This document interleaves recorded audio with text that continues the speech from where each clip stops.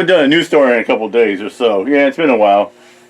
Well, we got a decent one here. This one's called College Professor Charged in Hate Crime Against Women. Professor spits on mother and child, uses N-word. Whoa! Holy mackerel. Let's get to the video. A Jaguar driving college professor out of Chicago decided to call a black woman the N-word and also spit on the woman. I kid you not. Let's put his picture up. There it is. Let's put his mugshot up. That's his LinkedIn picture. Let's put his mugshot up. That was his picture. Yeah, check out this fucking ugly mug face. Let me give you some background to this allegation. College professor has been charged following a racial meltdown where he screamed the N-word and spat at a black mother and her 7-year-old daughter. This professor, his name is Alberto Friedman, 53 years of age, has been charged with aggravated assault with a motor vehicle and a hate crime. According to his LinkedIn profile, he is a professor at the National University of Health Sciences. The university told NBC News that they have suspended Friedman pending an investigation. Good. Okay? Internal investigation. Friedman has been released on a whopping $2,500 bond. He's been released, but barred by the judge from contacting the victim or witnesses, which is customary. Here are the details from CBS 2 Chicago. Prosecutors from the Cook County State's Attorney's Office said at 4:33 p.m. Tuesday, September 7th, the woman and her daughter were in the car parked along the traffic lane between the aisles and the Jewel Osco at 438 West Madison Street in Oak Park, but not blocking traffic as they waited for the woman's mother to finish shopping in the Jewel store. At that point, prosecutors said, the woman saw someone honking and yelling and saw Friedman behind them in his Jaguar. Prosecutors said Friedman called the woman the N-word and demanded she move her car. It gets deeper. The woman motioned for Friedman to drive around her, but Friedman kept yelling racial slurs at the woman and her daughter. Remember, the daughter is 7 years old. Wow. And then got out of his car. This man approached them while yelling slurs. Had to be terrifying for this mother and child. The woman then tried to get out of her car, but Friedman pushed, the door closed, and then spat in the woman's face, according to the prosecutors. They say the reason he did this is because he did not like black people. That's what he told her.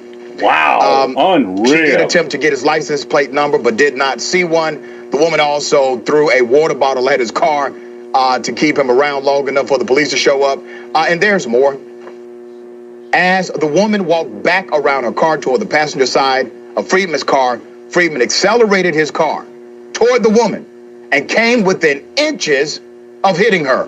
The woman had to sidestep Friedman's car to prevent being struck. Friedman ended up hitting the rear driver's side bumper and driver's side front door. He did get out of his car. Once witnesses started to intervene, police arrived soon after. They put him in jail. He did admit to spitting on this woman. Now, this is a whole damn college professor. If he feels like this about a random black person, how do you think he feels about black students in front of him? At this point, the university, in addition to doing a full investigation about this incident, because there's a morals clause with any university you work for. I work for a few universities and work for some right now. You have to now review his student, teacher, academic history. You have to review the record and see if there are signs of discrimination in the way he graded papers as it relates to black students in front of him. The university must do that now. David, this is an extreme story, but unfortunately it's not the only one. Right, and this is a personal one to me because I come from an academic family. My parents were college professors at Indiana University. My late father in the business school, my mom in the School of Education. Some of my friends, they came from academic families. None of us had Jaguars in our family, so this doesn't add up. I'm not sure how many professors are out there that have a nice car like that. Not many. Not many, but clearly there's a sense of entitlement that this jackass had. Simply because somebody was blocking your way outside of a store, then you feel the need to get out of your car and yell and scream and frighten a child. I mean, yeah, I think it's important that the university go back and figure out, first of all, why did they hire this jerk in the first place? I mean, there had to have been some red flags. Secondly, let's look at his grades. Has he been biased in terms of how he awarded grades and graded papers and all that sort of thing? And it casts an entire pall over the university that hired him, and for the university to come out and say, oh yes, we have suspended him pending investigation. Oh, you think?